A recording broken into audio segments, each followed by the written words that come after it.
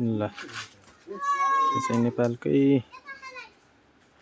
सबभन्दा ठुलो शालिग्राम करिब 1 टन बराबरको अरे। यो चाहिँ कालीगण्डकी नदीको छेउमा स्याङ्जा जिल्ला पर्दो रहेछ यो चाहिँ है।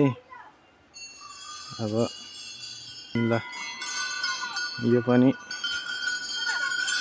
शिवजी र पार्वतीको मूर्ति रहेछ, असाध्यै ठुलो है। यो पनि स्याङ्जा जिल्लामा पर्दो रहेछ, रुरु क्षेत्रमा, रुरु क्षेत्रधाम है।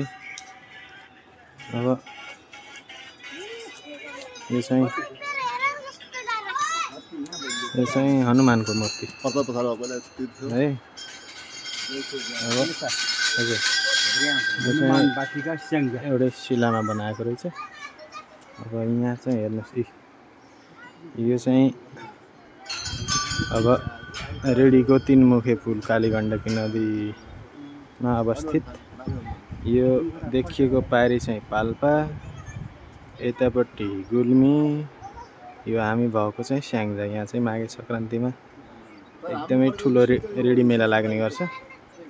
यो पुल चाहिँ बनेको धेरै वर्ष भएको रहन्छ, 5-6 वर्ष मात्रै भयो रहेछ। यो चाहिँ नेपालको नेता चाहिँ मलेसिया घुम्न गएको बेलामा चाहिँ यस्तो खालको पुल बनेर धेरै त्यसबाट सुविधा र आर्थिक लाभ प्राप्त गरेको देखेपछि अध्ययन गरेर चाहिँ यहाँ आएर बनाएको रहेछन् यस्तो।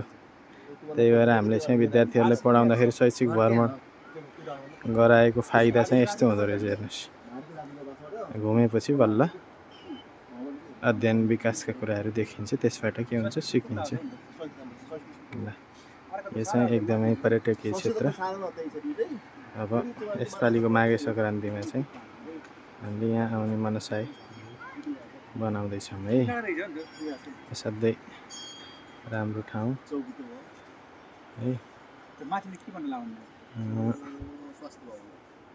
यसको एरिया पनि अब नदीले बनाएको जुन बगर हुन्छ त्यो चाहिँ अब नेपालमा यति ठुलो बगर अन्त छ जस्तो मलाई लाग्दैन है।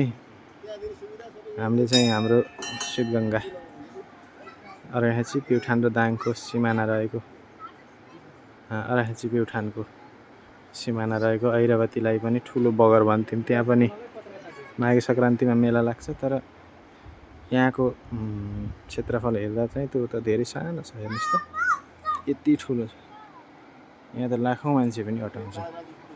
यहाँ तीनवटै जिल्लामा छुट्टै मेला लाग्छ अरे यहाँ चाहिँ माघे सङ्क्रान्तिमा 3-4 दिन।